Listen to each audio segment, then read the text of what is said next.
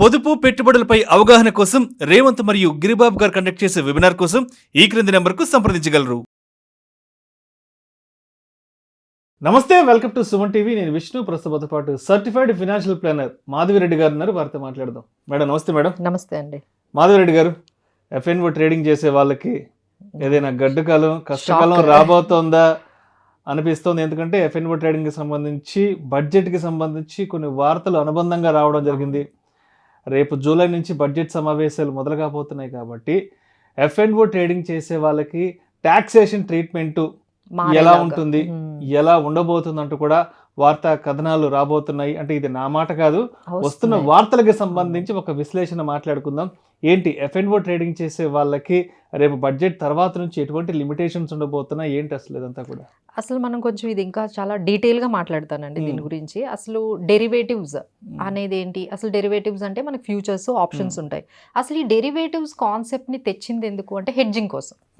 మనకి మార్కెట్లో ఉండే వాలటిలిటీ ఎక్కువైపోతుంది కాబట్టి ఒక అండర్లయింగ్ ప్రైజింగ్ మీద మనం ముందుగానే పెరుగుతుందా తగ్గుతుందా అనే దాని గురించి మనం హెడ్జింగ్ చేసుకోవడానికి, అది కరెన్సీ ఎగెనిస్ట్ కానీ లేకపోతే ఈక్విటీకి ఎగెనిస్ట్ కానీ కమోడిటీస్కి ఎగెనిస్ట్గా కానీ ఈ విధమైన వాలటిలిటీస్ పెరిగాయి కాబట్టి హెడ్జింగ్ అనేది అనే కాన్సెప్ట్ ఎస్పెషల్లీ ఎక్స్పోర్టర్స్ కానీ ఇంపోర్టర్స్ కానీ ఇలా ఎవరైతే దీనికి రిలేటెడ్ లేకపోతే హ్యూజ్ పోర్ట్ఫోలియో మీకు ఉంది, ఇలా ఎలక్షన్స్ టైంలో ఏమైనా అవుతుందేమో అని భయంతో కొంతమంది ఆ రిస్క్ని మేనేజ్ చేసుకోవడానికి హెడ్జింగ్ అనే కాన్సెప్ట్ని తీసుకొచ్చారండి. బట్ ఇది ఫైనల్గా ఏమైందంటే స్పెక్యులేషన్ అయిపోయింది. అంటే ఓన్లీ చాలా తక్కువ ట్రేడింగ్స్ అంటే హెడ్జింగ్ కోసం డెరివేటివ్స్లోకి వచ్చే వాళ్ళు మేబీ ఒక 5% ఉంటారండి.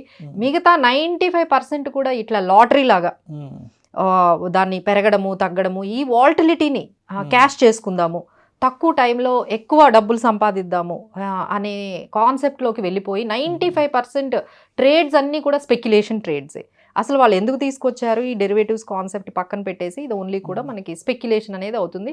ఇది కొంతవరకు కూడా వెళ్ళిందండి. ఎందుకంటే దీనివల్ల ఎన్ఎస్సికి చాలా వాళ్ళకి ఈ టర్న్ ఓవర్ పెరగడం వల్ల వాళ్ళకి మంచి వాల్యూమ్స్ పెరగడం వల్ల ఇన్కమ్ వచ్చింది. ఎన్ఎస్సి బిఎస్సికి వచ్చిన తర్వాత గవర్నమెంట్కి కూడా ఇలా అందరికీ ఇన్కమ్ బాగానే ఉంది. So things are going well, అలా నడుస్తూ ఉంది. బట్ ఎప్పుడైతే ఈ కోవిడ్ తర్వాత మిడిల్ క్లాస్ అనే వాళ్ళు ఈ డెరివేటివ్స్ అనే దాంట్లో ఎంటర్ అయ్యారో ఒక్కసారిగా సినారియో చేంజ్ అయిపోయిందండి.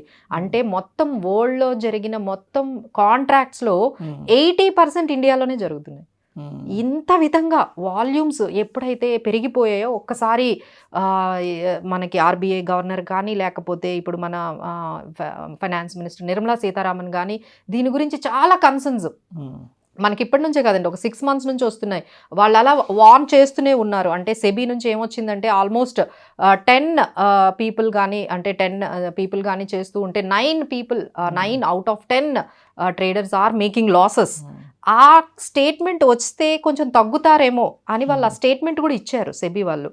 అయినా సరే అండి అస్సలు తగ్గకుండా ఇప్పుడు ఆల్మోస్ట్ వరల్డ్ జరిగే మొత్తం కాంట్రాక్ట్స్లో మన ఇండియాలోనే top most contracts and top most trading అనేది 80% వరకు జరుగుతున్నాయి. అంటే మన లాస్ట్ మార్చ్ 2020లో మనం చూసుకుంటే 250 lakh crore జరిగితే ఇప్పుడు 2024లో అంటే just 3 yearsలో 7,300 lakh crore turn over జరుగుతుంది.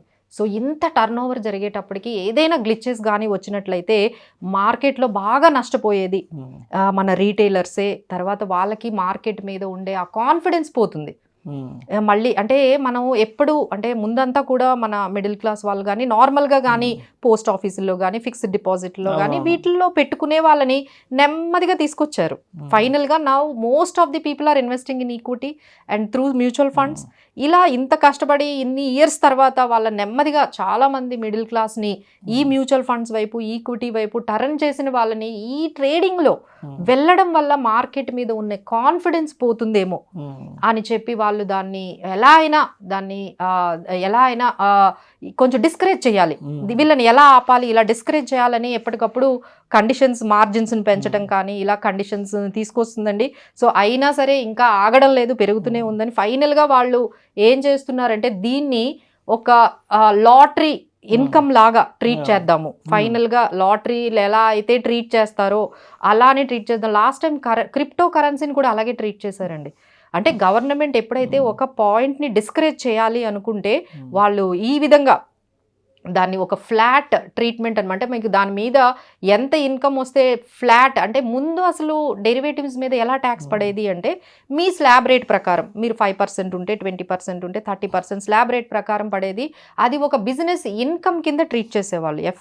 F&O మీద ఫ్యూచర్స్ అండ్ ఆప్షన్స్ మీద వచ్చే ఇన్కమ్ని ఒక బిజినెస్ ఇన్కమ్గా వాళ్ళు ట్రీట్ చేసేవాళ్ళు. సో దానివల్ల మీకు ఆ F&Oలో వచ్చే లాసెస్ని మిగతా బిజినెస్ ఇన్కమ్స్తో సెట్ ఆఫ్ చేసుకోవచ్చు లాసెస్ని మనం మిగతా. ఇప్పుడు ఏమంటున్నారంటే అవన్నీ తీసేసి దీన్ని ఒక లాటరీని మీద వచ్చే ఇన్కమ్ని ఎలా ట్రీట్ చేస్తామో, ఒక స్పెక్యులేషన్ బిజినెస్ని ఎలా ట్రీట్ చేస్తామో అలాంటి ట్రీట్మెంటే దీనికి కూడా ఉంటుంది. అంటే ఇప్పుడు ఏమవుతుంది అంటే ఫైనల్గా మీకు డైరెక్ట్గా ఇన్కమ్ మీద 30% ట్యాక్స్, మీకు ఎంత ఇన్కమ్ వస్తే దాని మీద 30% ట్యాక్స్. అది కాకుండా ఎప్పుడైతే మీకు స్పెక్యులేటివ్ అవుతుందో ఈ ఇన్కమ్ మీరు మిగతా బిజినెస్ ఇన్కమ్తోని మీరు మీకు వచ్చిన లాసెస్ని F&Oలో వచ్చే లాసెస్ని సెట్ ఆఫ్ చేసుకోవడం కుదరదు.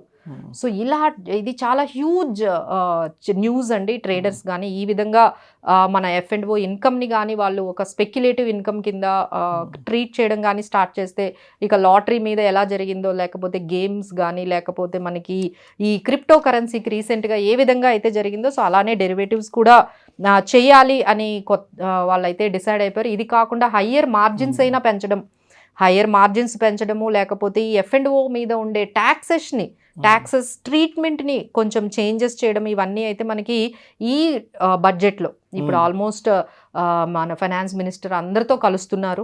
ప్రీ బడ్జెట్ సెషన్స్ జరుగుతున్నాయి, ఇండస్ట్రీతో కలుస్తున్నారు. నిన్నే GST మీటింగ్ కూడా అయ్యింది. అలానే డిఫరెంట్ ఇండస్ట్రీ పీపుల్తో కూడా ఒక్కొక్క ఇండస్ట్రీతో వాళ్ళు మీటింగ్స్ పెడుతున్నారు. బిఫోర్ ఫైనల్లీ టేబుల్ మీదకి ఫైనల్ బడ్జెట్ వచ్చేలోపు ఇలా అందరి వర్గాల వాళ్ళ సూచనలు, సలహాలు, వర్సన్స్ తీసుకుంటున్నారంటే అందులో ఎస్పెషల్లీ F&O మీద అయితే ఒక డెసిషన్ తీసుకున్నట్లుగా మనకి కనిపిస్తుంది. సో అందరూ కూడా ఒకసారి ఈ ట్రేడర్స్ అందరూ కూడా ఈ చేంజెస్ని అయితే గమనించుకుంటూ ఉండాలండి. ఎస్పెషల్లీ ఎవరైతే ఈ ట్రేడింగ్లోకి వచ్చేస్తున్నారో వితౌట్ నాలెడ్జ్ వస్తున్నారు, వితౌట్ రిస్క్ మేనేజ్మెంట్ వచ్చేస్తున్నారు, షార్ట్ మనీ ఎస్పెషల్ అంటే మిలీనియల్స్ ఎక్కువగా వస్తున్నారండి. అంటే యంగర్ జనరేషన్ బాగా అట్రాక్ట్ అయిపోతున్నారు దీనికి. సో దాంట్లో రిస్క్ మేనేజ్మెంట్ తెలుసుకోకుండా, దాని గురించి డెప్త్గా నాలెడ్జ్ లేకుండా ఇలా ఏదో లాటరీ లాగా తగిలితే తగులుతుందిలే అని చెప్పి రిస్కుల్ని తెలుసుకోకుండా ఈ స్పెక్యులేషన్స్కి ఎస్పెషల్లీ ఫ్యూచర్స్ ట్రేడింగ్లోకి వచ్చేస్తున్నారు. సో దీన్ని డిస్కరేజ్ చేయాలి. కానీ చాలా హ్యూజ్ అమౌంట్ ఆఫ్ లాసెస్ అయితే అవుతున్నాయండి. ఎస్పెషల్లీ రీటైల్ ట్రేడర్స్ అంటే డెరివేటివ్స్లో మొత్తం జరిగిన ఈ వాల్యూమ్స్లో 35 to 40% రీటైలర్స్వే. సో ఇంత రీటైలర్స్, ఇంత పార్టిసిపేషన్ ఈ విధంగా పెరిగిపోతున్నప్పుడు so they wanted to make more conscious about that. They want to discourage, especially ఏంటంటే డిస్కరేజ్ చేయాలి. ఇప్పుడు ఎలా అయితే మన క్రిప్టో కరెన్సీని డిస్కరేజ్ చేయాలి, లేదు ఆన్లైన్ గేమింగ్ దాన్ని ఎలా డిస్కరేజ్ చేస్తున్నారు. సో నెక్స్ట్ టార్గెట్ మనకి F&O ట్రేడింగ్ అండి. సో వాళ్ళ పర్వ్యూలోకి అయితే వెళ్ళింది. So we can see so many changes about these F&O trading tax treatment in the upcoming budget. Thank you so much Madhuri. Thank you. Suman టీవీలో మీ పర్సనల్ అండ్ బిజినెస్ ప్రమోషన్స్ కోసం కింది నెంబర్కి కాంటాక్ట్ చేయండి.